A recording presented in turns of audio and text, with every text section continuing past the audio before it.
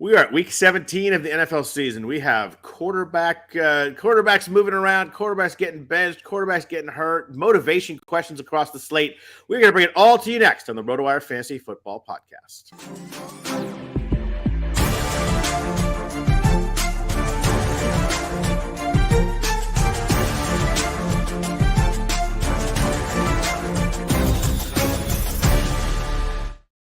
Happy Friday morning, everybody. Welcome to the RotoWire Fantasy Football Podcast, the Friday morning DFS version. I am Scott Jenstad, joined as always on Friday mornings by Ryan Belongia. We are sponsored by No House Advantage. We really appreciate their sponsorship on the podcast all season long. Ryan, you're back after being off a week. You had some travel stuff going on, so I appreciate you coming back. It's good to see you, and hope all's well. Hope you had a Merry Christmas and all that. I did, yeah. Thanks for covering for me last week. Of course. But yeah, back in the States now, everything all good. Happy to be back on the podcast. Interesting slate this week. Yeah, it's weird. We have a full slate. We got 13 games. And there's no more bye weeks. There's no weird Saturday, Sunday this week. Everybody's playing. Almost everybody's playing on the main slate. We've got some primetime games, but it's 13 games. We've got a lot of the weather stuff from last week. Last week was all weather. We pretty much talked about Jeff Erickson and I, who filled in, and we talked a lot about weather last week. Seems like weather's good this week. But we have a lot of motivation questions. Do teams need to win? Do teams need to play hard? Do teams need to really push their players?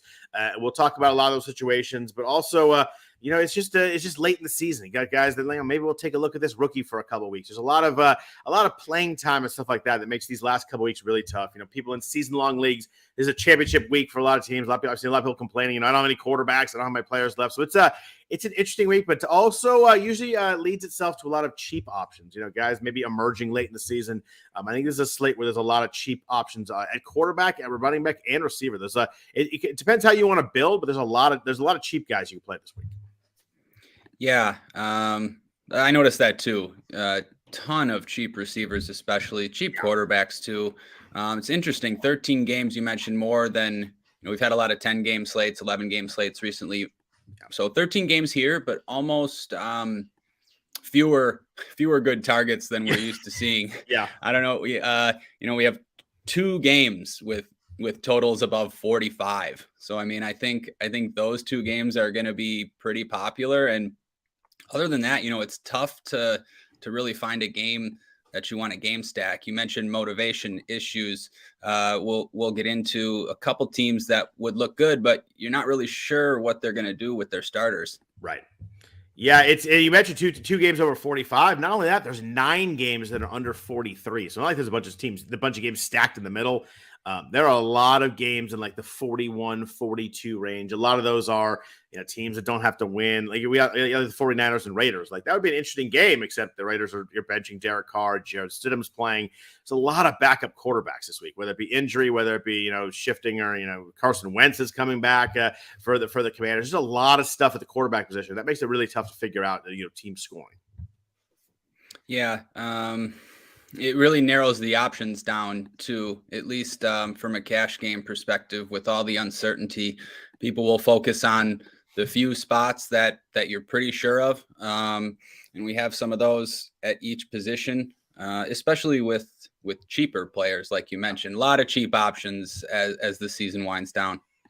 Real quick, we got a question in the chat already. Cameron wants to know, in his season-long championship, which I assume that is, Nick Chubb, Tyler Algier, or Aaron Jones, pick 2. I am a big start who got you there kind of guy, unless there's a real big reason to. I like Tyler Algier this week, but I'd ride Nick Chubb and Aaron Jones. I think you're the Packers fan, so tell me if you think so or not on Jones. Yeah, I'm worried about Aaron Jones's health. Yeah. Obviously that goes back as long as he's playing, obviously.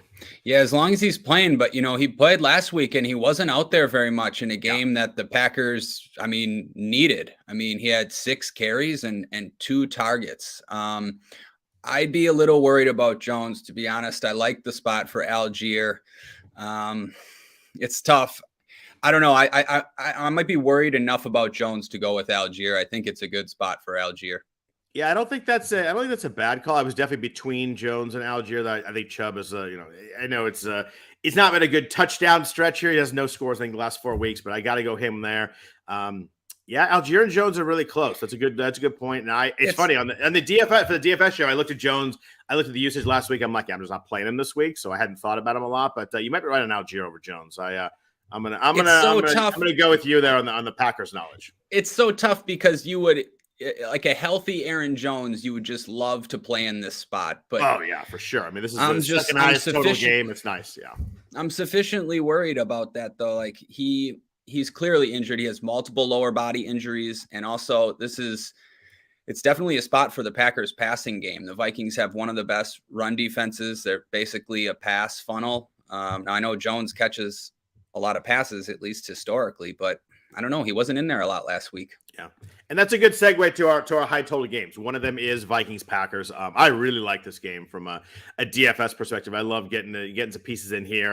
That total's 48. The high total is a team that we've had in the high total section a lot this season. Is the Detroit Lions. The Bears and Lions is 52. That's easily the highest total game. We've got the Justin Fields led offense against the Lions defense. We get the Lions indoors at home where they thrive against the Bears defense, who gives up a lot of stuff everywhere. So we got those two games. Only two of them, but do you have one that you're going to find yourself really stacking? I think everybody's going to kind of play guys from both these games. I really like Vikings Packers this week. Yeah, if I had to pick one, that's what I was going to say too. It's tough, Packers.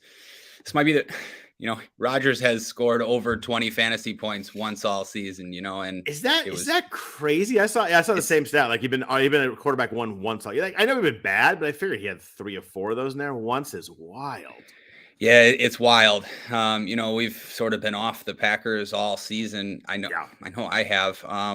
This is a spot where I think I'm going to get back on. I don't know. My hope was gone with this Green Bay team, and especially with Rodgers, but they're sort of miraculously back in the playoff hunt. So I like the Packers. I don't know. I don't want to jinx it, but I think they're going to beat Minnesota here. And I think I mentioned it, the Vikings defense is a pass funnel, good against the run. Packers running backs are banged up. Like this is a spot for Rodgers to sling it around, and his receivers are cheap, and Minnesota has a couple of really good options you can run it back with. So I think, that'd be my favorite game for a stack. It's funny. I had at the top of my list this week to ask you what you thought about Rodgers and the Packers and whether you were okay going back there. So it looks like I have my answer already. So yeah, and I'll go one further, I think I'm betting on the Packers this week. I mean, I don't normally throw out bets on here, but I think Packers money line is if you're someone that does single game parlays or even just any kind of parlays, Packers money line is a great piece. I mean, I'll jinx it even more. They're pretty much a lock to win in my opinion. So yeah, I like the Packers this week. And then, so if they win that game and then they win week 17 or 18, they're somehow in the playoffs. If they beat Minnesota, and they beat Detroit at home, right? Well, we need, they need something to happen to even if they win out. They need the Commanders to lose one game. So the Commanders have the Browns this week, and it's like a 2-point spread or whatever. And then next week the Eagles, but I don't know. I think the Eagles might be playing for nothing next week. So I think Washington might get an Eagles team with just all their backups. So I don't know. This is an important. We need the Browns to beat the Washington this week. Gotcha. I didn't know if the win out did enough. I looked at some situations, but I hadn't looked closely at that one. That's interesting there. So those are the two high games. We have a couple that are kind of sitting in the middle here. I'm going to use the cutoff of 43 to 48 as the middle here. We got the Broncos and the Chiefs, 45. Obviously, that's a blend between a really struggling offense and a really, really powerful offense in Kansas City. And then Jags Texans, an interesting one. It's 43.5. I would kind of like this game if I knew what the heck Jacksonville was doing with how seriously they want to win this game. They're in a situation with the Titans losing that whether they win or lose this game doesn't really matter, only in the fact that if the Jaguars and Titans tie next week, they play next week, and the winner goes to the playoff, wins the division, goes to the playoffs. But if they tie next week, if Jacksonville wins today, that they would have the tiebreaker, or they would be ahead of the Titans in if there was a tie in that game rather than a win or loss. I don't know if that's nearly enough to want to play this week, or the concern is they get up 14-0 early, and they're like, all right, time to call off the dogs, run the ball a little bit, and get out of here. This is a weird game because I'd love the Jacksonville offense if I knew they were going full bore this week. Yeah, I'd love it too. This spot is it's sort of annoying to have this spot on the slate. Like you mentioned, the people didn't think the Jaguars were really going to play their starters because there's almost no need. You know, that you mentioned they're just playing for the division next week against the Titans, but this is like the best spot against the Texans. And these Jaguars, they all have good salaries on them. I mean, if this was a normal week and you knew the Jaguars were going to play these guys 4 quarters, it might be the best spot on the slate of a bunch of these Jaguars. So that's a real decision point. I'm leaning towards taking a chance on a few of them, but it's risky. And I mean, the quote from Doug Peterson, the Jaguars coach, is as follows. I mean, this is important for, this is what it said. He says, there's never a meaningless game. Never, ever, ever, ever. You play to win every game. The only way I rest players if they're hurt and can't go. And Doug Peterson he seems like that guy. He really does. He really does. And that's a really, that's not like, oh, well, we're playing our guys. We play to win every game. We'll see what happens. There was no hedging in that. There's this is full go. But if you're up 21-3 in the second half, then you've won the game and you don't need. So it's more to me. I think they play hard for a half. I think they try and win for half. The problem is if they get way up, like even there's never been this game, never, ever, ever, ever, at some point it's smart to you got to be smart at some point. You got to take your guys out if the game's over and it's been decided. So I just think it's, we talk about blowout sometimes, will they rest guys in the fourth quarter? I just think this has a way higher chance of being problematic if they do blow it out early. Yeah, I agree. I guess though, on the other hand, maybe the Texans can push them at home. I don't know. You never know. These Texans have pushed some teams recently. I mean, they've gotten some luck in there. The Kansas City game, they were outgained like 502 to 219 and stayed in it, but it went to overtime. But the Texans have pushed me. They pushed Dallas. They pushed the Chiefs. So you're right. They have made it so you can't just sit Trevor Lawrence the fourth quarter. Mm-hmm. We got a lot of low total games. I'll run through them really fast. See if there's any of them that really jump out to you. It's like, I may want to play some guys from that game. We got Jets, Seahawks, 42.5, Rams, Chargers, the Battle of LA, which got flexed off the Sunday night game. So that tells you how about the Rams season right there. 42.5, Raiders and the Niners in Las Vegas at 42, Saints at Eagles 42, Cardinals, Falcons 42, Dolphins, Patriots 41, Browns, Commanders 41, Panthers, Bucks 40.5, Colts, Giants at the bottom of the slate there at 39. We don't have quite the 31, 32, 33 total as we had last week, but definitely a lot of low 40s, high 30s in there. I kind of weirdly like Browns Commanders as a game that I'm finding some players in. That totals 41. I do like some pieces there. Do you find yourself liking any of these games? Like, what? I think that's going over the total may push the high 40s. Yeah, I like that some in the Browns Commanders, like you mentioned. I like some Giants in a game that they must have. I mean, that total is under 40, but at least there's some Saquon's in a really good spot, some Giants receivers. Maybe the Jets Seahawks. I mean, we have Mike White back, so it brings the Giants receivers back into play, and you can always play Seattle receivers as well. So yeah, maybe those two games. That Seahawks feel-good story kind of went away pretty fast. Yeah. It's been rough going the last 4 or 5 games there. Yeah, I think that I do like Browns Commanders. Looking at these games, there's not a lot that like, oh, that's gonna be a shootout. But I think you're right. Jets Seahawks has the chance to be. If the Seahawks can get it going a little bit, the Jets defense is really good. But having Mike White back in there, like you said, it kind of makes that a little more interesting. But let's jump into who you think will be kind of the chalk or boring play this week. If you're talking cash games, who's gonna be the highest percentage owned? We'll jump into that before we do jump into the full tournament talk. The quarterback's weird this week. I feel like there's this group at like the high 5,000s. I think a lot of people will play. You got Daniel Jones is 5,700. Jared Goff is 5,600. Gardner Minshew, if he plays, that's one of those ones that we don't know what Philly's doing yet at quarterback. Jalen Hurts might play. But if he doesn't, I think that Minshew at 5,500 off that big game last week, he was really cheap last week. We talked about playing him. You got Rodgers in here at 6,000. I feel like there's this group of guys that are really playable. Trevor Lawrence jumps there for 6,200. I think there's like 5,500, 6,200. There's like 5 or 6 guys I think a lot of people are going to find their quarterback at this week. Yeah, I agree. And I think the most popular is going to be Jared Goff. I do too. Probably by quite a bit. That's playing at Ford Field. Those games have averaged 61 points and also the most combined plays in the league. Goff I knew it was high, but 61. Wow. 61 points at Ford Field. Yeah. Goff is a different player there. 20 touchdowns, 3 interceptions. Bears defense is bad. And Goff is just too cheap for this spot. So I think he's going to be very popular in cash games. Those other guys you mentioned, I like them. I like Daniel Jones. I would like Minshew. It seems like Jalen Hurts is going to play. I like Rodgers for tournaments. But yeah, I actually think it's pretty simple for cash games. You just play Goff. Yeah, I think he sticks out pretty well there. And obviously, in a tournament, you have really easy options to stack him with. Too. You can go cheap with some guys, you can go expensive with Amon-Ra. So there's a lot of options there. When we get to stacks, I want to ask you if you do anything with the Bears coming back, because it's kind of a hard situation to find somebody aside Justin Fields. And obviously, you can't play Fields if you're playing Goff. So it's an easy he's fixing him to play him, but how you stack that in a tournament is kind of interesting to me.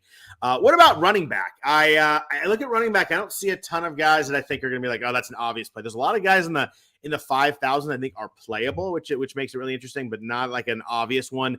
I think the clear play to everybody would be Travis Etienne at 6,400 if we knew what Jacksonville was doing, because he's a running back, and that's the spot. Like if they're up 14 points in the fourth quarter, you want that guy in the field. You want him running the clock out. You want him, churning out yards. And against a bad Houston run defense, has been a little bit better lately, but still, one you want to attack. I think Etienne will be popular on the surface. I just don't know how people are going to do with dealing with Jacksonville's motivation. Yeah, I agree. I think in a normal week, he'd be the most popular, but I think enough people are worried about this motivation for Jacksonville. I still think he's a fine option. Ramondre Stevenson, 6,800. He has a really good value projection. I think people will go there in cash games, especially if Damian Harris is out again. Pretty good matchup against Miami, who's probably not going to have Tua. Other than that, it's kind of, there isn't really anybody that sticks out. As always, James Conner is high up there on the projections. He's been doing really well. I guess I don't mind that now with Colt McCoy back. Miles Sanders is cheaper than he's been in a long time. He looks okay. And then going down, we have these guys. You mentioned Algiers, 5,300. Even DeAndre Swift is 5,300. He played his highest percentage of snaps since week 1 last week. It seems like, he's their guy. 5,300 is a pretty good price. But yeah, no overwhelming chalk. Yeah, I'm kind of over DeAndre Swift, to be honest. I think he's a great player, but 30. You mentioned the snaps were high. He had 5 touches. It's just been such a frustrating. I just think that I'm going to play Lions pass game, and I think I'm just going to not touch Jamal Williams and DeAndre Swift. I just don't trust the usage there, and it's really tough without the touches. But I think you're right. I mean, he's way cheap for how talented he is too. And there's sorry, go ahead. Go ahead. Sorry, I just didn't want to forget Saquon at the top. I think Saquon is probably the spend up option at running back. I think you're right there spot. Too. As I looked at all of them, he kind of stuck out to me as the one I'd like most in the expensive range too. Yeah, he's just been, obviously he gets so much work, and it's a really good spot against Foles, where it should be a good game script for the Giants, who have to have this. So I feel comfortable with Saquon. I'm going to try to get up there. I wanted to ask you about McCaffrey and the 49ers. They don't really need this game. I mean, what do you think about the 49ers this week? Yeah, it's tough, right? Because if Minnesota had just lost one of those last 2 games, they probably should have lost the Giants. They definitely should have lost the week before when they had the 33-0 comeback. But against the Colts, I just think that I think the Niners. I think Derek Carr not playing is bad for all the Niners players, just because I think that there's a lot of scenarios here where they can get up and kind of chill on everybody, and they've used McCaffrey a lot. These last 4 or 5 weeks, if they put this winning streak together, I think you could see a lot of Jordan Mason supposed to be healthy again. I know he got hurt in the opening kickoff last week, which is disappointing because then he didn't play. He didn't play after that. Ty Davis Price could get some usage. I think this would be a week that if the Niners do get up, I think it's a week that they kind of take it easy on McCaffrey in the second half, which is, the matchup's great. The game script is great. I just think that the end of the season, Niners, just needing to play for seeding is not great for paying up for McCaffrey this week. I love the spot in terms of a regular football situation, but with the week 17 situation, it scares me in the second half. He might chill on the sideline a bunch. Yeah, I totally agree. $9K is a huge price tag to pay off. I mean, you need 30 fantasy points there, especially in tournaments. So I'm with you there. And then I got to get your opinion on James Conner. Such a tough one for me, but the numbers are amazing. I mean, 7 catches again last week. I mean, he's getting a ton of targets, ton of touchdowns. He's kind of all they have, or not all they have, but all they have at running back. They use him so much, and it's a pretty good matchup against Atlanta. My favorite Connor stat I saw this week was in the last 4 weeks, the Arizona backfield has 96 touches. James Conner has 90 of those 96 touches. That is a crazy usage. I guess they just figure might as well feed this dude. We'll talk about when he gets to running back. But yeah, I think that Atlanta's a good spot here. Atlanta's allowing 4.5 yards a carry. I find it hard to click on James Conner at 7,200. I'll be totally honest with you, but I think that's a weird bias I may have from past seasons. But 7,200. It's he's getting fed in a big way right now. Yeah, I have the same bias as you, but it looks really good on paper. I could see myself going there if I have the salary.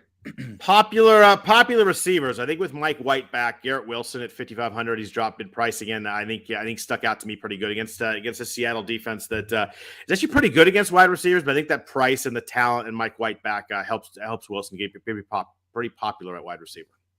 Yeah, I agree. I think Wilson. Yeah, you nailed it. Wilson will probably be the most popular receiver in cash games with Mike White back. Up top, I think people will look to Amon-Ra.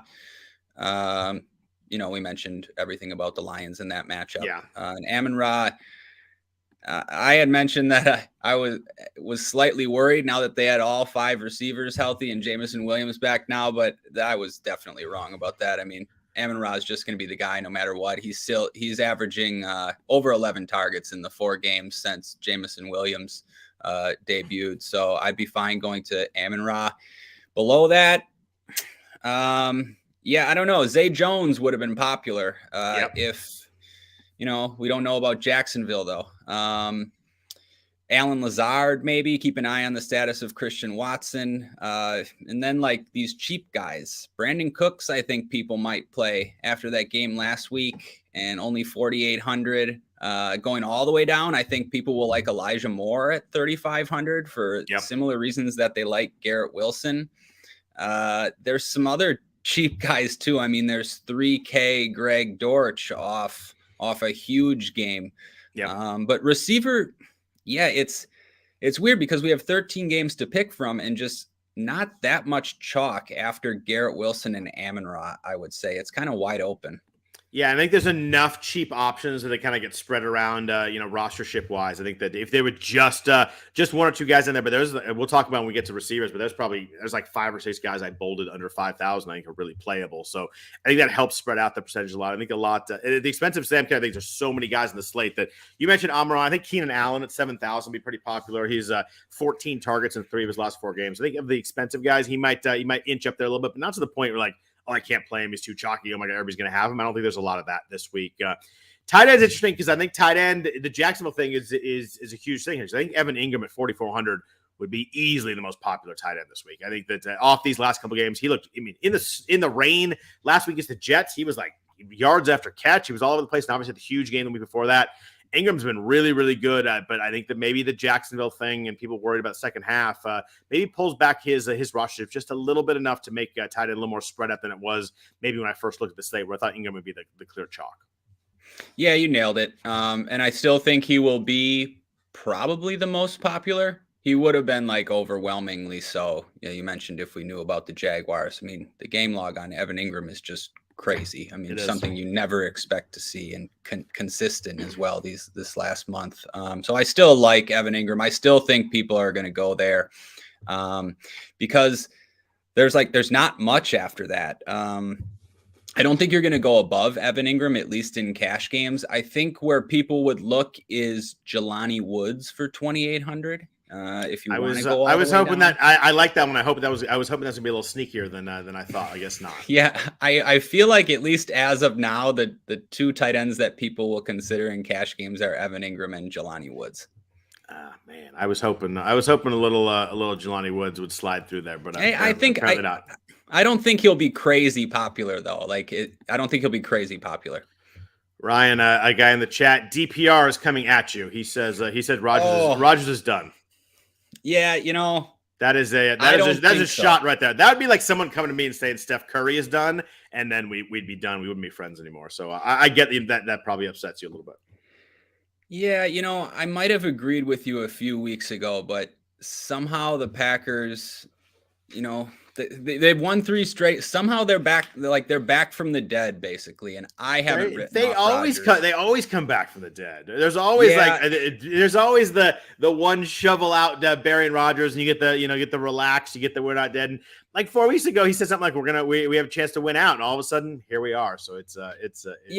But yeah, and so I still think Rodgers is really good. I still think, on his day, he's an elite quarterback. And, maybe I'm in the minority with that view, but the Vikings don't have much to play for. I mean, I know it's a division game, but the Packers have everything to play for. I can't see Rodgers really laying an egg here. So, yeah, I'm going to have to disagree with you on that one. The Packer are winning this game. All right, so let's jump into tournament stuff. We'll talk about Rodgers, talk about stacks here. But first, a note from our sponsors at Monkey Knife Fight. Football is officially back on Monkey Knife Fight with all the NFL action you're looking for. And if college football is more your speed, they got plenty of that too. On monkeyknifefight.com, there's no sharks, no salary caps, and no math. Just easy to play, easy to win. Daily fantasy players props. Join now at monkeyknifefight.com. You get the first game free, then use promo code RWNFL to get your first deposit match instantly up to $100. So what are you waiting for? Join Monkey Knife Fight today. Also, a few notes from our sponsors, the Blue Wire Network. Thank you for indulging us there. We appreciate that. We appreciate Blue Wire. Appreciate Monkey Knife Fight. Ryan, we talked about talking about some tournament stacks here. I think we both say that we really like Jared Goff this week. It's pretty easy to play him at the price $5,600 with Amon-Ra. Amon-Ra's expensive at $7,800, but Goff's not expensive. My big question for you, I think we both agree that we like this stack. We like Detroit. If you're playing a tournament, do you have to come back with someone in Chicago? Is there someone in Chicago that you do want to come back with? Is it Cole Kmet, who scored twice against Detroit last time? What do you do on the Chicago side of this game if you're going, because you're in a tournament, you want to shoot out, you want this game to go back and forth, and if Goff's going to keep throwing the whole game, we need Chicago to do something. So what do you do on the Bears side of the ball? Yeah, you're right. That makes it tough, and I think that keeps some people off of like a Detroit stack, just that they don't want to run it back with Chicago. I don't think you need to. You can definitely just one of the reasons is that there's so many good cheap wide receivers this week. So forcing it with like a Chicago, one of their cheap wide receivers, just doesn't seem like the best option. I think you're going to be able to play. There's at least 10 receivers under 5K that I'd be fine playing. But Cole Kmet, I think, would be the guy. And tight end is not the greatest this week. I mean, it's okay, but Cole Kmet's been pretty good, and this is a pretty good matchup for him. He sees a lot of targets, so I don't mind running it back at the tight end position. But I think if you're running it back at wide receiver, I don't like that so much. Keep an eye on the injury status of these guys. Their top 3 receivers are listed as questionable. I think Claypool's coming back. I mean, he'd be the one, I guess, if you wanted to take a shot. It just seems like he has the higher ceiling. I know he's more expensive, but yeah, I don't know. I guess to answer your question, I probably won't run it back with a Chicago wide receiver. Okay. Yeah, that's fair. I wanted to ask you about that. And then the thing you mentioned on Claypool questionable, like that's kind of an overall slate. No, there's a lot of questionable guys this week. Make sure you check all these Sunday morning reports and stuff. There are a lot of guys who are questionable this week. I think we get late in the year, motivation, do I need to really play this? Whether it's we don't need to play for or we're done. Definitely check all those questionable guys. There's a lot of the inactive active reports Sunday morning is going to be even more valuable than usual this week. If I had to come back with somebody, I think I'd go with Byron Pringle at 3,500 for Chicago. It's not exciting, but 53 and 54 snaps the last 2 weeks. If Claypool doesn't play, maybe I go there. But like you said, there's a lot of it's hard because you got to play him over Elijah Moore, who has Mike White back. You got to play him over somebody. So it takes up it's not just cheap, it takes up a roster slot. So you need to do something. And that's it's probably the guy I'd go with, but I kind of agree with you. I think it'd be kind of Kmet or just avoid the receivers for me. So other stacks. We talked enough about Detroit and Goff. What else are you doing in terms of stacking some of these games? Are you going Rodgers? Are you going with someone sneakier? Where else are you finding yourself stacking quarterback this week? Yeah, I think I am going to play Rodgers. I'm a Packer fan. I haven't played Rodgers all year. I haven't stacked the Packers. There's not a lot for me to like this week. It's sort of like a homer play. I mentioned I do like the Packers. I do think they're going to win. I do think they're going to score points. So I'm fine with stacking Rodgers. And I think I'm thinking about a double stack with Rodgers. We're going to have to monitor that Christian Watson news. Yeah. I'd love to play Watson. He hasn't practiced yet this week. And he's injured because he didn't come back into the game last week, and he was having a good game against the Dolphins. So I'd like to play Watson, but we'll see. I don't mind Lazard either at that price. He's been seeing a lot of targets. I think Rodgers looks for him in big spots. He trusts Lazard. I mean, he talks glowingly about Lazard every chance he gets. I don't mind Dobbs either. 4,700, I think healthy now. We know he has upside. So yeah, I think Rodgers with 2 Packers, and you can run it back with either Cook or Jefferson. Jefferson's expensive. He had his best game of the season against the Packers in week 1, 42 fantasy points. Jefferson's been absolutely crushing. 30 plus fantasy points in 4 of the last 5.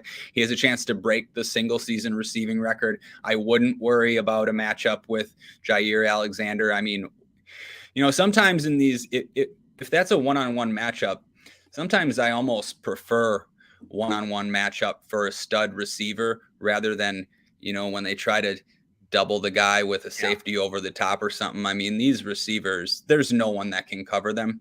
So I don't mind Jefferson. And then Dalvin Cook's good price tag on Cook. He just keeps getting cheaper. And the Dolphins had a ton of big run plays against the Packers last week. Teams have been running over the Packers for the last month now. So, yeah, I like a Rodgers stack with Cook or Jefferson. So you're saying you're a homer and all this kind of stuff, but I just think Rodgers is a good play this week. I actually agree with you. I don't like the Packers. I don't like Rodgers. We have rivalries with the 49ers, but I think it's 6,000. I think the key for me is not only he's 6,000, his receivers are all cheap, and it all lets you play Justin Jefferson in the comeback. I think it just all kind of works out really well. Christian Watson news is obviously big. I'd play Watson if he was there, but if not, I think you mentioned Lazard, you mentioned Dobbs. I still don't know. I hear people saying it differently every week. Sorry. I think it's Dobbs. But you mentioned the stuff with Rodgers been a top 12 quarterback once all year, but this is a really good spot. They have to win. The weather is supposed to be fine, which I think is a key. You get a late December game. I guess it's a early January game in Green Bay, late December now, but January when they play it. Weather's huge, and it sounds like it's going to be pretty decent. We don't have a lot of weather concerns, so I do like that. Do you like playing the other side? Do you like Kirk Cousins at all in this game? No, I can't do that. Is that just a Homer fan thing, or you don't like the setup?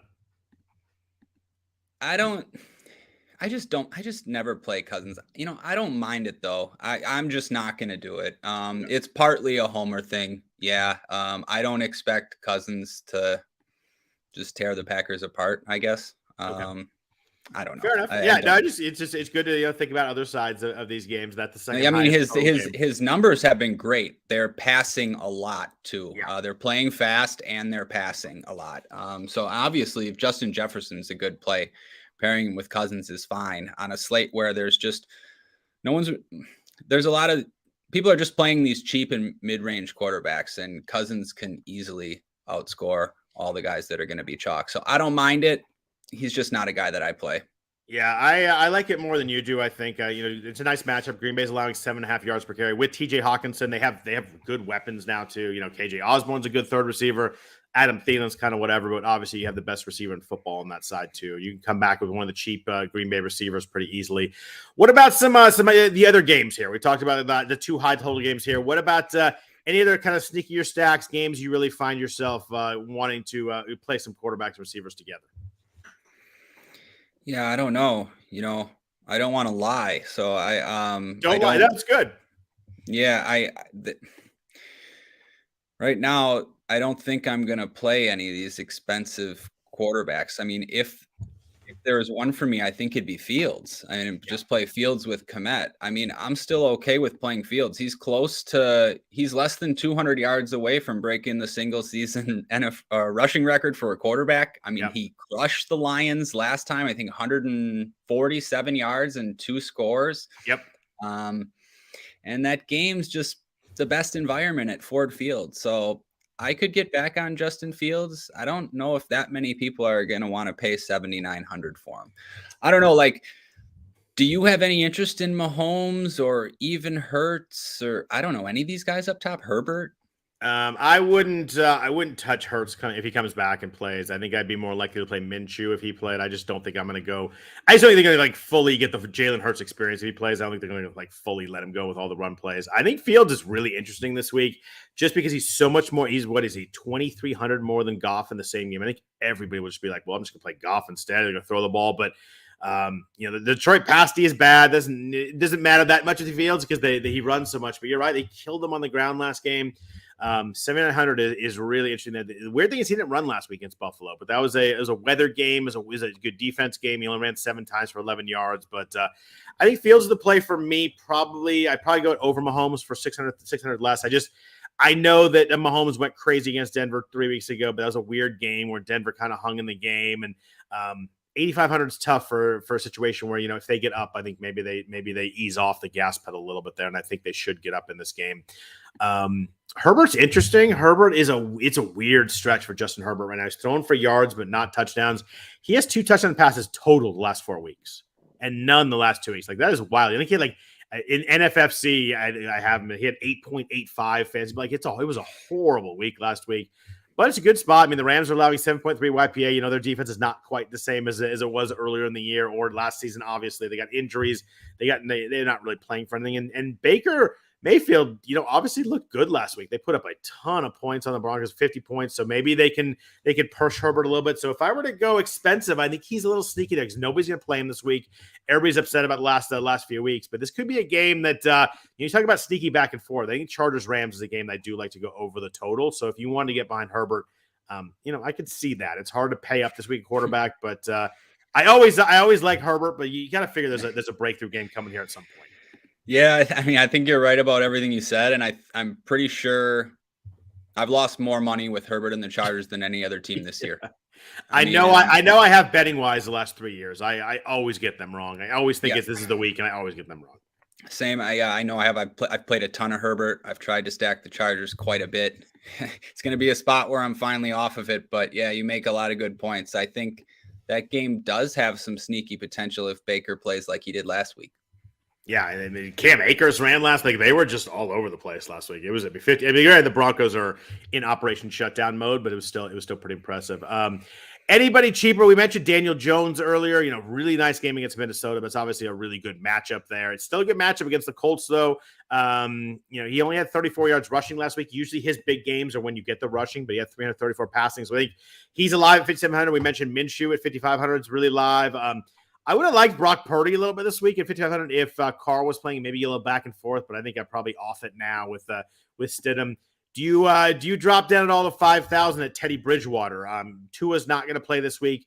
Obviously, elite wide receivers are really cheap. 3 for 329 his last start against Minnesota. Would you entertain Bridgewater at all at 5,000 against the Patriots? Yeah, I would entertain Bridgewater, especially if I was playing like the largest field tournaments.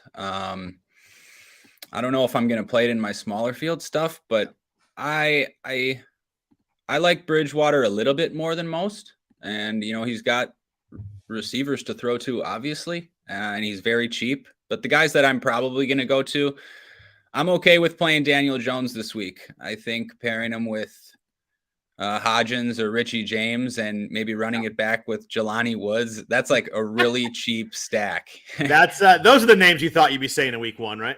Right. But you can sort of do whatever you want if you play that skinny stack. So I like that. The other one I'll throw out there is Mike White. I don't mind going to Mike White with either Wilson or Moore or even both.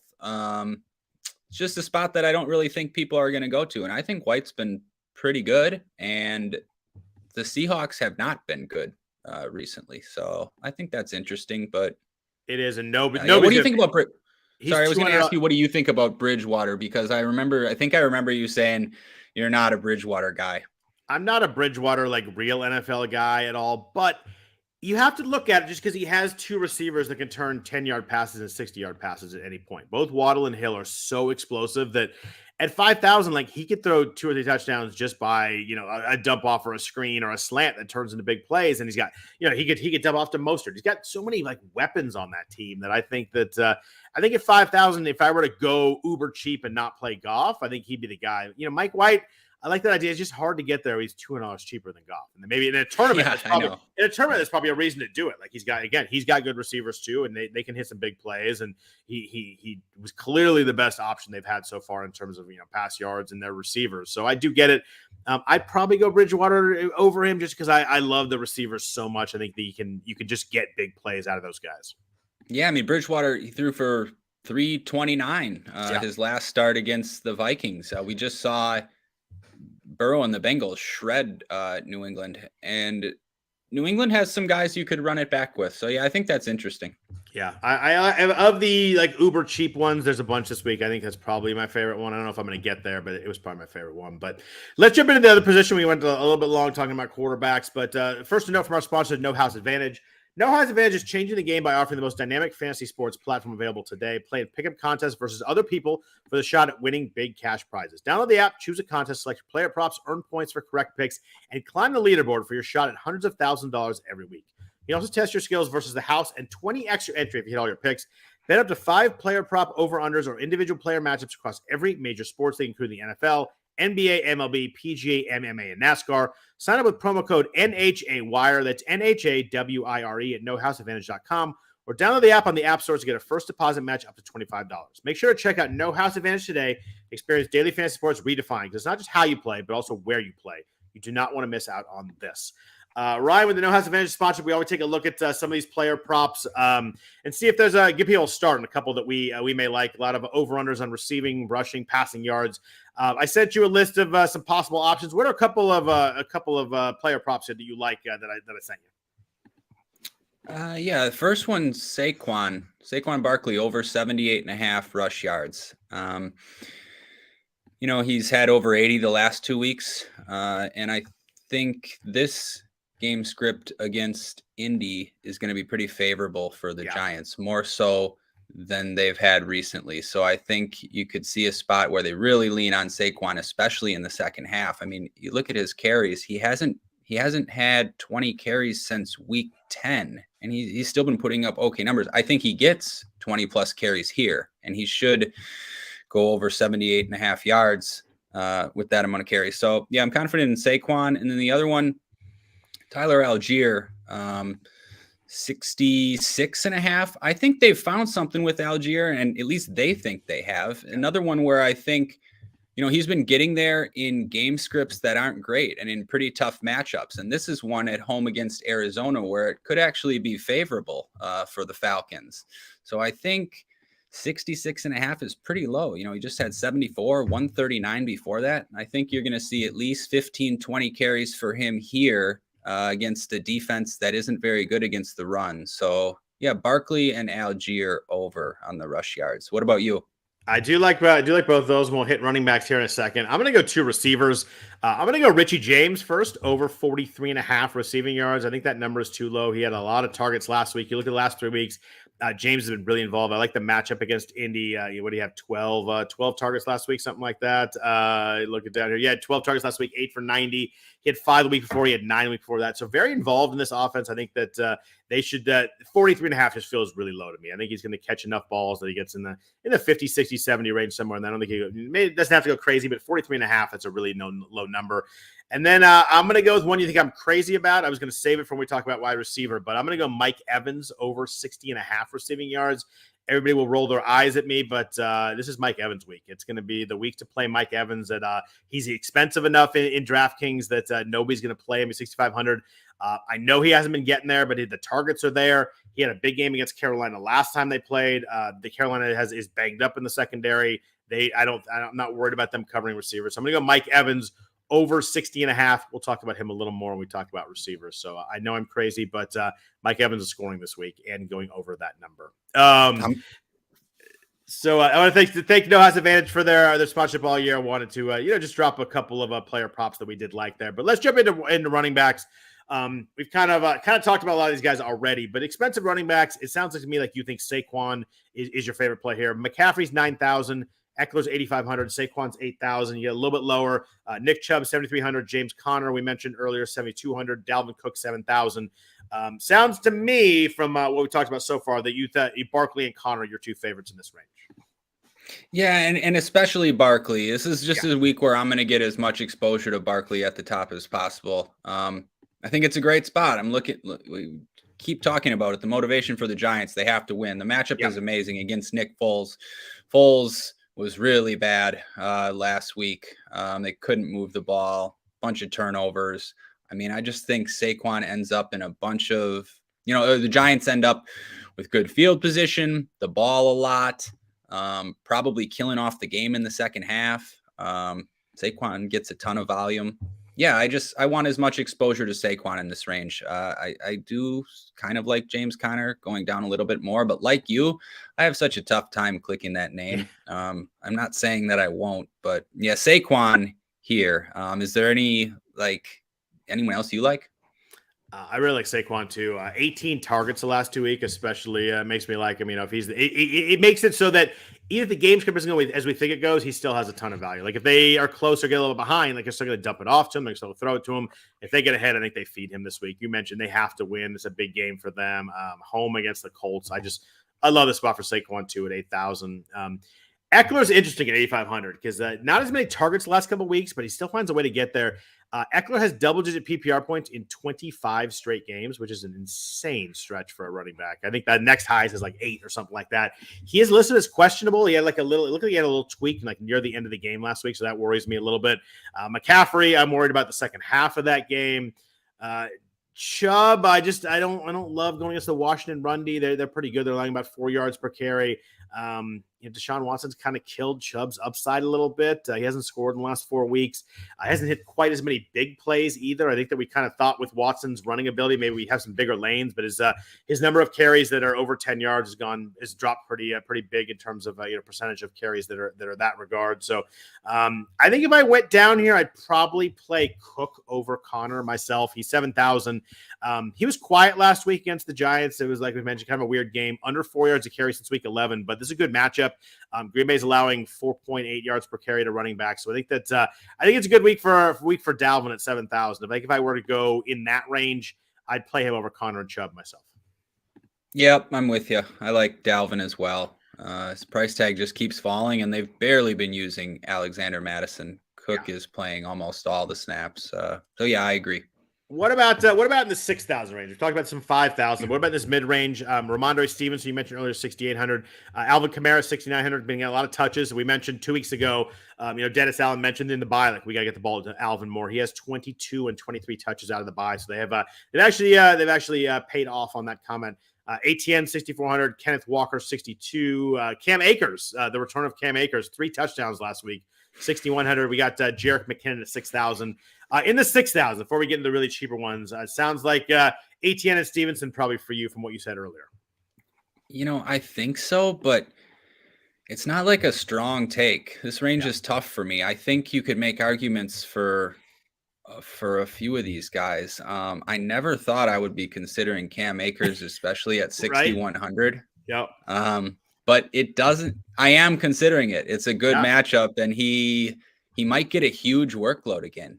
And people just don't really want to click Cam Akers. Yeah. So I could see myself going there. I do really like ETN. I mean, how could you not? Obviously, there's some question marks with the Jags.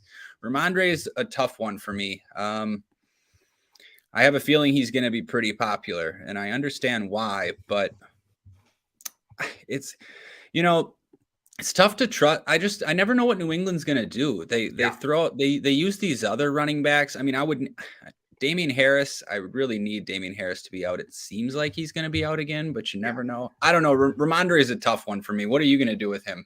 I go Kamara instead myself for $100 more. I just like the touches lately. Eagles have been good against the run lately. Could be a tough game script, but anytime you give Kamara 20 touches, I do like him under 7,000. I just think that he finally scored last week for the first time in a while.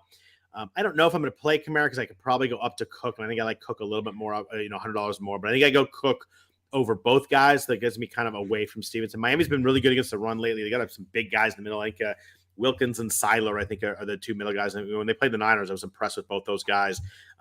The thing with Stevenson for me is the pass volume has not been there. He had 24 targets for 3 weeks, and then the last 2 weeks he had 9 targets. It's been a big drop in catching passes. I know he's brutal last week. I kind of throw that out, whatever, it's 1 week. But the lack of involvement in the pass game over the last 3 weeks kind of worries me a little bit there.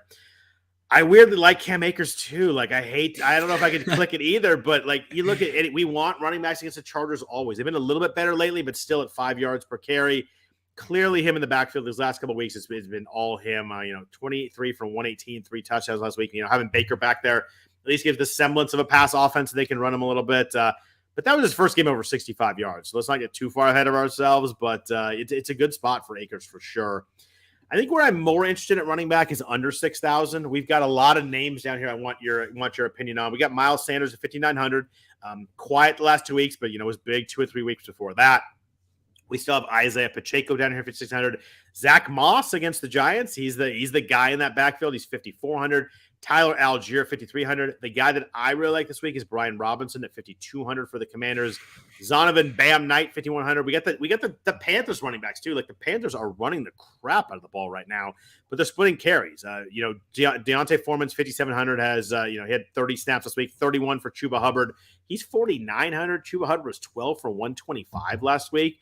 It's hard because you feel like Foreman's the goal line guy, and Hubbard had 7 touches the week before, so that's scary. But like Tampa Bay is not quite as good against the run as they have been in the past, and they're really cheap, and Carolina's just running the crap out of the ball. But what do you do with down here? This is way more options we've had all year long under 6,000. I feel like usually we're like 1 or 2 names, or maybe a guy who's like filling in for someone who's injured is going to be really popular. But there's a lot of plays down here that are really viable in the 5,000s. Yeah, I like quite a bit of these guys. Brian Robinson, you mentioned. I was going to mention him. He stood out in the lower 5s for me, but also Algier at 5'3". Talked about him a few times. I like him. I like DeAndre Swift more than you do. I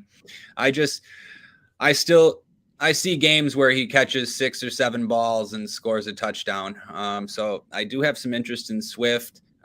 In the top range, yeah, Miles Sanders is interesting. He's cheaper now, and I'm not sure what people are going to do with him after those sort of 2 dud games in a row, but he'd been really good before that.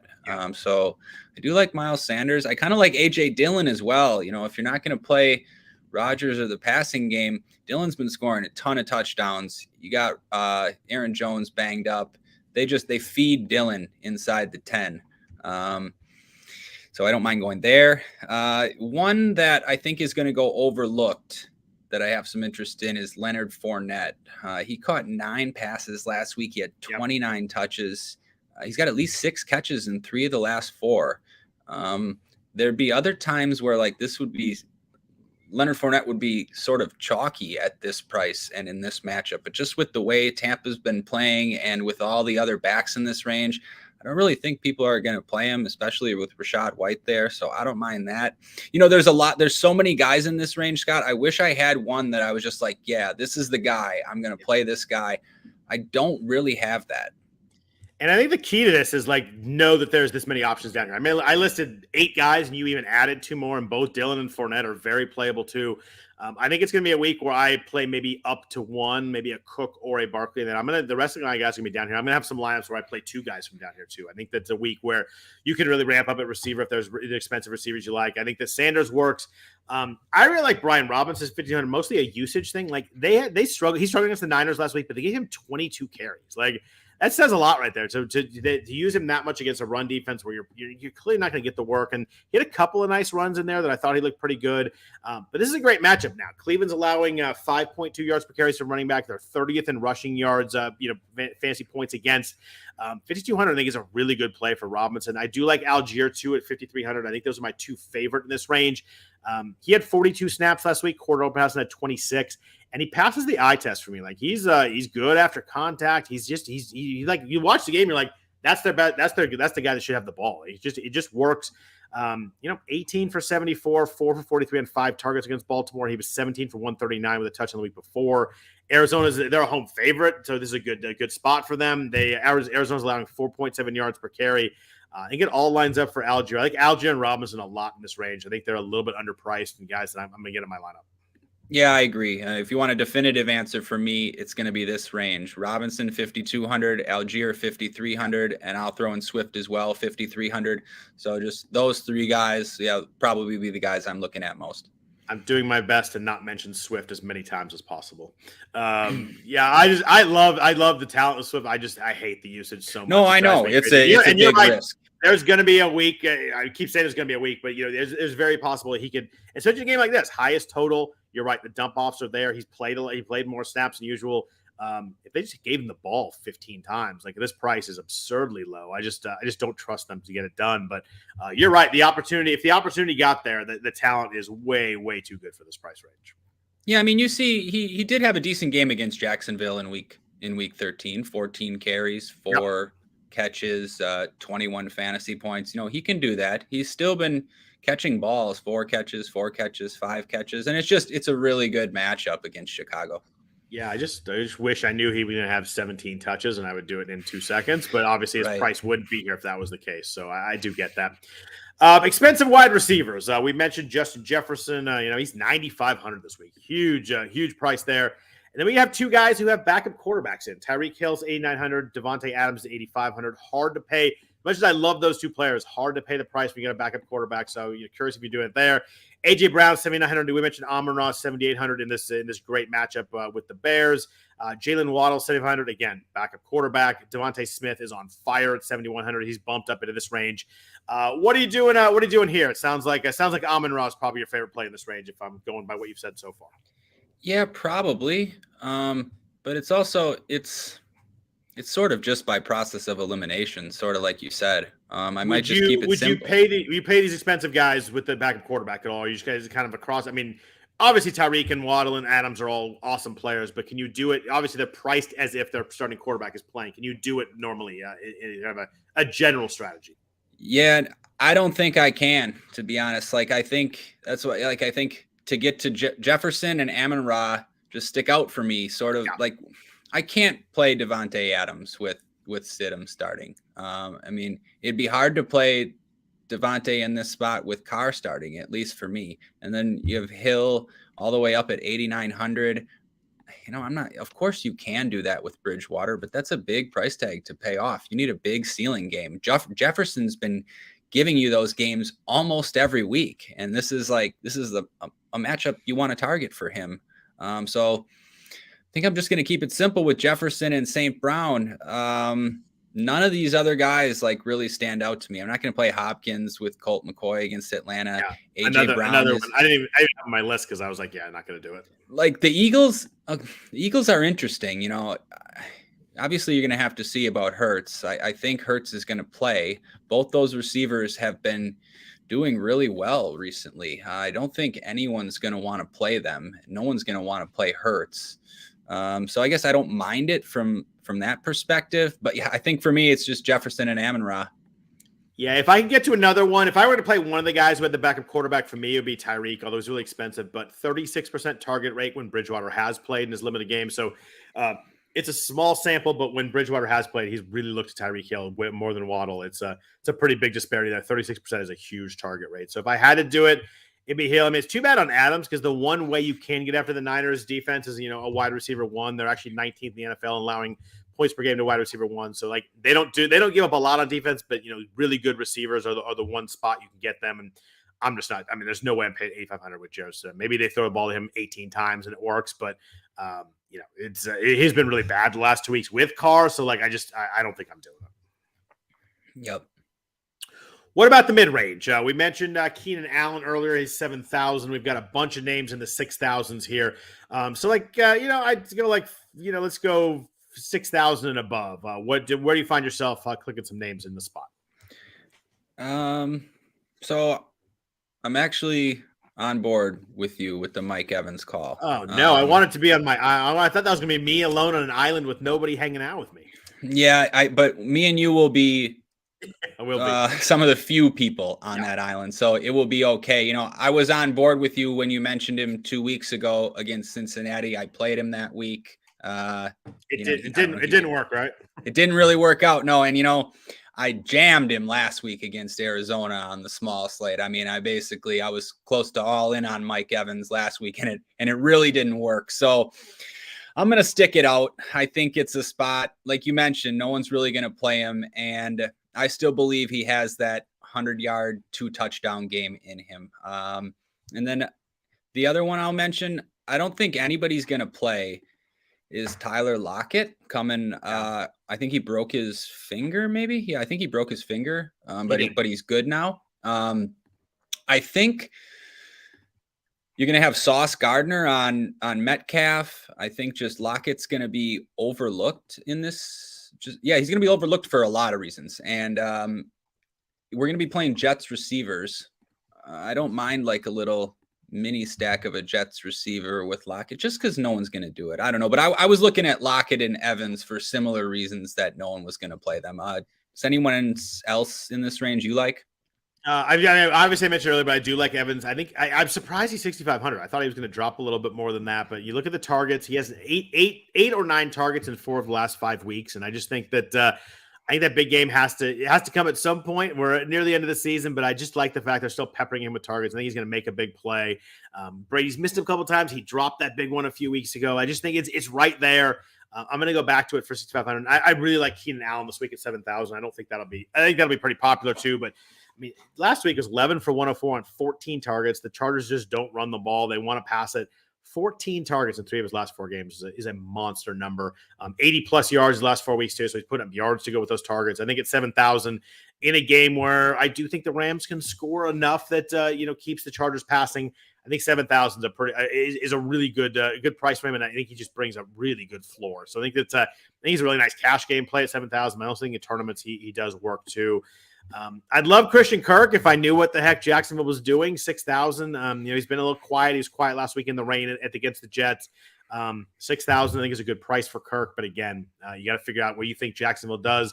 We read Doug Peterson's quote earlier, so maybe they just go all out all game, and maybe it's an option that it presents itself because it's going to be lower percentage than it would have been with people worried about that, and they got some really good prices, so maybe that works. But what last guy I want to give? 3 weeks ago, Jerry Jeudy was my call against Kansas City. He was huge. You mentioned my bad Mike Evans call, so I had to get a good call in there too. Jeudy was good. Are you going back to Jeudy this week against the Chiefs again? I don't think so. I get it, but his price tag's up there now. I actually think I'd be more inclined to save 1,300 and maybe take a shot on Sutton in that matchup. I don't know. What do you think about Jeudy? Yeah, I mean, we liked him 3 weeks ago a lot, but it was 5,400. I think it was $1,000 less. He's playing strong though. Last 3 weeks targets are 9, 8, and 10. I don't dislike it. I just think I like Mike Evans a little bit more this week, so I'm probably just going to get there. It's hard. Probably not a lot of times I'm going to play both guys in that range. So I just like Evans and Keenan Allen more in the range. So I probably find myself not going back to Jeudy this week. 5,000. Before we get to the really cheap guys, you mentioned Christian Watson is 5,900. If he plays, he's questionable with the hip. He sounds like he's really game time decision day to day, but if he plays, I think he'll be pretty popular in this matchup. Who else do you like in the 5,000? We already mentioned Garrett Wilson, 5,500. I think he'll be really popular. You mentioned Alan Lazard, 5,400. I think if Watson doesn't play, he'll be really popular too. Is there anybody else in this range you like aside the guys we've already kind of broken down? I don't think so, really. The guys that we broke down look really good. Wilson, and then either one of those Packers. Zay Jones for 5K too. Yeah. I guess, the other one I'll just mentioned it, but looking for guys that people aren't going to play. I'd be okay taking a shot on someone like Cortland Sutton, but Broncos have a bunch of guys banged up. Looks like Dulcich might be out. Their other receivers are banged up, and Sutton's just cheap. I think he's talented and he can catch a long touchdown, and they might have to be passing all game against the Chiefs. So just if I'm looking for someone that nobody's going to play, maybe I'll take a chance on him. But the range, the guys that we mentioned look pretty good, so I'm going to focus on them.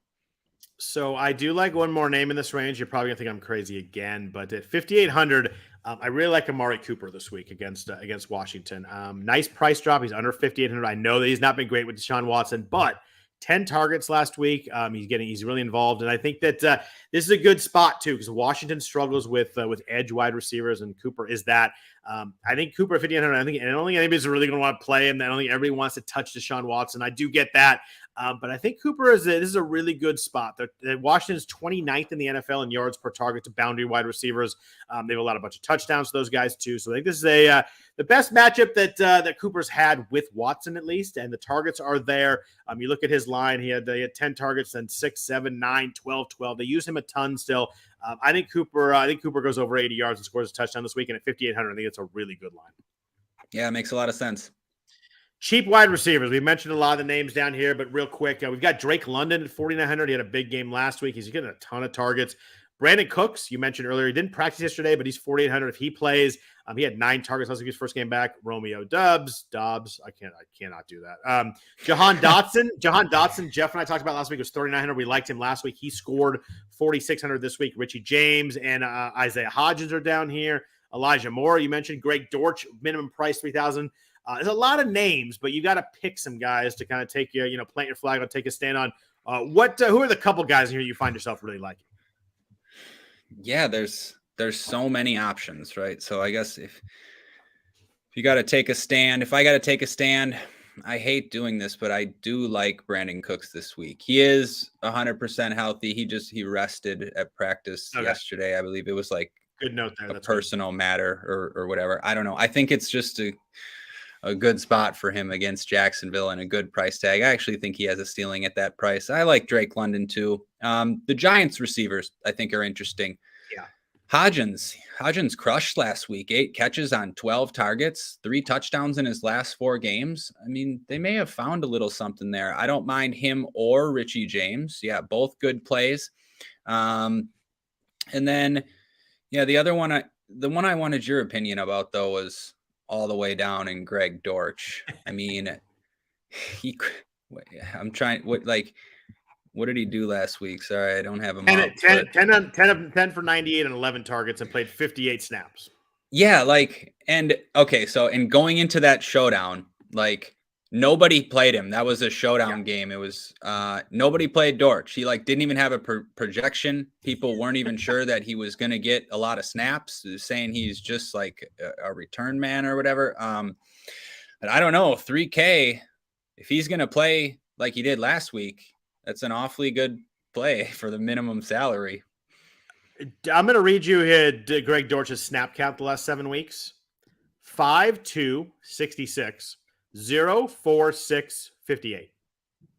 That's it's just, and Rondale Moore is out, but he's been out a couple of weeks. It's just a weird, what happened last week that suddenly he was the guy. I mean, I probably need to read up on it, but if he's going to get 58 snaps, he's the easiest play on the whole slate at 3,000. They're at Atlanta, they're indoors, it's a great spot. Colt McCoy's back. I mean, I don't know if that's good or not for him because McSorley obviously targeted him a lot, but if he's going to play 40 plus snaps at 3,000. He's a really good play. He had some success. I mean, the first 3 weeks of the year, he was really good. He was 7 for 63, 4 for 55 and a touchdown, and 9 for 80 the first weeks of the season. And then he kind of snap count fell, and then he just fell off the plate. I think that was some of that was Rondale Moore coming back. But yeah, it's hard to know. But if he's playing snaps, 3,000. They played the Sunday night game last week, I think, on Christmas. So it's probably after the pricing came out because all the games were Saturday. So if they knew that, he probably wouldn't be 3,000. But it's hard not to like it. It's just I wish I knew. I'm probably one of those guys I'm gonna read a little bit more up on as we get closer to the game, see if there's anybody else hurt. But if he's playing snaps, 3,000 is just insanely cheap. Other than this range, I like Jahan Dotson at 4,600. I just like the player. He has touchdowns in 3 straight games. I know a lot of his stats have come from touchdowns, but he's been more involved lately. 9, 6, and 9 targets the last 3 weeks. I don't love Carson Wentz coming back, but Wentz actually looked decent in the fourth quarter against the Niners last week. So maybe Browns have struggled against wide receiver 2s, weirdly enough. They've done pretty well against wide receiver 1s. So take me a little bit off McLaurin this week, but I do like Jahan Dotson at 4,600. I think the talent is really good there. And I like Drake London too. I liked him last week, played him last week. He's 4,900. Just look at the targets, 12, 11, and 9 last 3 weeks. Price only went up $100. Arizona's been really good against wide receivers. Probably not what we expect. They've only allowed one 100-yard receiver all year. Chris Olave had 106 yards in week 7. So they haven't been good against receivers, but you're going to give me a talented guy like London getting 10 targets at 4,900. I think I just play that. I take the floor and hope for a touchdown. Yeah, I agree with everything you said. I also like Jahan Dotson. I played a ton of Jahan Dotson last week. Him and Richie James were both 3,900. So I tried to get off the Richie James chalk and onto Dotson. didn't end up working out. They both scored about the same amount of fantasy Yeah. points, but I still like Dotson. Yeah, everything you said, good player, touchdown in 3 straight games.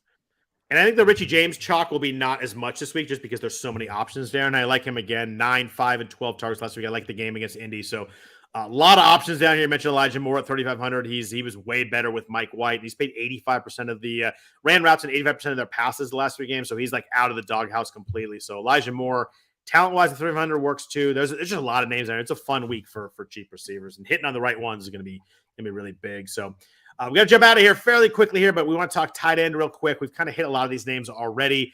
Obviously, Travis Kelce's the top of the list, 8,100. We have a lot of guys, a couple of guys in the 5,000s. George Kittle balling with Brock Purdy. Brock Purdy seems to like George Kittle as much as I do, which is a hard thing to do. And he's 5,900. TJ Hawkinson, monster game last week. Jeff and I talked about him a lot. He was my favorite tight end last week at 4,900. That one worked out really well. Then we have a lot of guys in the 4,000s and really cheap. What are you doing here? We got, are you just going cheap? Are you playing any of the top 3 guys? What's kind of your strategy at tight end real quick this week? Yeah, I think I would play Hawkinson in my Packers stacks for sure as a run back. Or if you're going to play Cousins, obviously you can play Hawkinson too. Real quick, can I give you one Hawkinson stat? Yeah. He is 5th in targets in the NFL since joining Minnesota, and that's not for tight ends. That's for all receivers and tight ends. He's 5th in the NFL in targets since joining Minnesota. They are using him like they're crazy using him. Yep. It's a sore one for me. I was not on the Hawkinson train last week, and obviously it crushed me. Mistake, but yeah, good play again this week. I mentioned Evan Ingram, like him, Cole Kmet too, if you're going to play Justin Fields. The other one I think is interesting is Tyler Higbee. I mean, he crushed last week, and Baker looked decent, and I was expecting Higbee to be a little bit more popular than I think he's going to be. I think, his salary got bumped up quite a bit after that game, and that's going to keep people off of him, but I'm fine going back to Higbee. I think he could keep it up this week. But yeah, other than that, not a whole lot stands out. We both like Jelani Woods, right? 2,800. Jelani Woods I could do for 2,800. I don't know. Other than that, is there anyone else? Yeah, I like Dallas Goedert a little bit at 4,700. The Eagles have so many weapons. It's tough, but he played 94% of the snaps last week, so he's fully back. He's priced at 4,700, not quite the full Dallas Goedert price. So I do like that one. I think Higbee's an interesting one because he clicked with Baker, and I think he's going to be kind of forgotten even after 2 touchdowns because you have Cole Kmet right underneath him. So if people play Detroit stacks, they play Kmet. You're only going to play one tight end. You can play Goddard. You can play Ingram, right? So in that range, I just think Higbee kind of gets lost a little bit. I think Darren Waller gets lost, but I'm not going to do it with Jared Stidham either. I think if I don't play, I think it'll be Ingram or Goddard. And then if I go low, Jelani Woods is intriguing if Kylan Granson sits. He was very active last week once Granson went out. 5 targets. In the games that Jelani Woods has gotten snaps, he's been targeted. Like it's just his target share is really good. He's 2,800. It's hard not to give that a shot, especially if Granson sits. The other name in there that can be considered is Jonnu Smith at 3,000. If Hunter Henry does not play, Jonnu's an interesting punt tight end too. He had 4 targets last week. Hunter Henry would have to be out for me to consider it, but Smith and Jelani Woods, I think if you need to save money, are both intriguing options under 3,000. Kind of punt the tight end position and not take a total 0. Yeah, and thanks for bringing up that Granson news. Yeah, Woods is dependent on Granson being out. I agree with that. Just quick throw it out there. I forgot when we mentioned at receiver, but if Chris Olave is out, I like Shaheed for 4K as the only healthy New Orleans guy in a game where they should have to pass. And we know he has big playability. So keep an eye on Olave's status. I think Shaheed would actually be a decent play if Olave was out.